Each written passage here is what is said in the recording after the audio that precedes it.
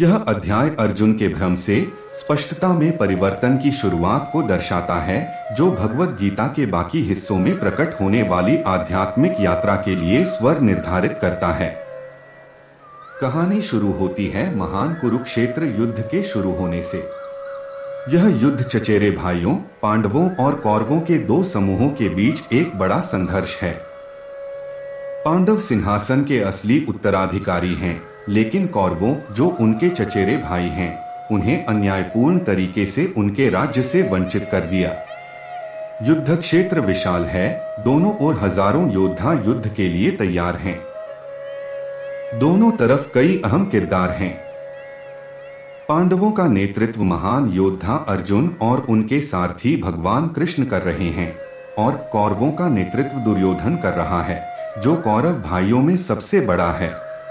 जैसे ही युद्ध शुरू होने वाला होता है, अर्जुन, जो एक कुशल योद्धा और पांडव सेना में एक प्रमुख व्यक्ति है, संदेह और भ्रम से भर जाता है। वह युद्ध के मैदान के दोनों ओर अपने परिवार के सदस्यों, प्रिय मित्रों और श्रद्धेय बुजुर्गों को देखता है।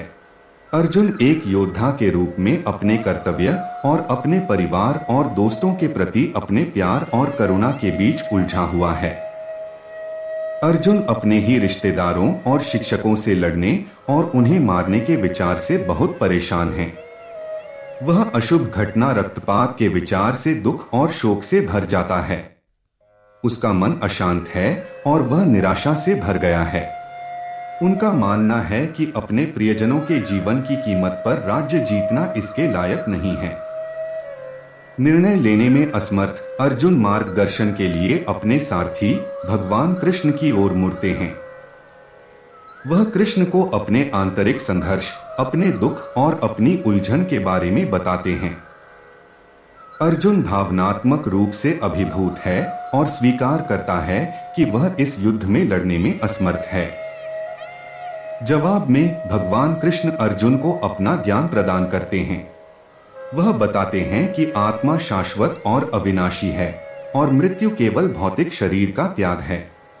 कृष्ण अर्जुन को एक योद्धा के रूप में उनके कर्तव्य और परिणामों के प्रति आसक्ति के बिना अपने कर्तव्य को निभाने के महत्व की याद दिलाते हैं।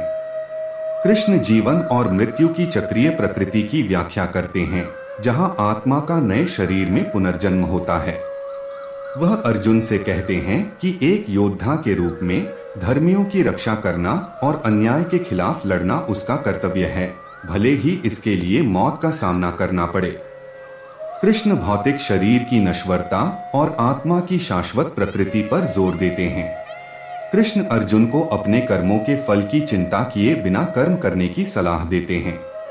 वह बताते हैं कि सच्चा योग निस्वार्थ कर्म से प्राप्त होता है, जहां व्यक्ति समर्पण के साथ अपना कर्तव्य निभाता है, लेकिन परिणामों से अलग रहता है। ऐसा करने से व्यक्ति आंतरिक शांति और आध्यात्मिक विकास प्राप्त कर सकता है। अर्जुन कृष्ण की शिक्षाओं को सुनता है और धीरे धीरे अपना संयम वापस पाने लगता है। जैसे ही वह एक योद्धा के रूप में अपने कर्तव्य को पूरा करने के महत्व को पहचानता है, उसके संदेह और भय दूर होने लगते हैं। अर्जुन ने घृणा या बदले की भावना से नहीं, बल्कि कर्तव्य और धार्मिकता के तहत युद्ध लड़ने का फैसला किया। दोस्तों, भगवद गीता की पहली अध्याय का सार यहीं पर समाप्त होती है। आशा करते हैं कि आपने इस वीडियो से बहुत कुछ सीखा होगा। Please like, comment, share and subscribe my channel असली दुनिया।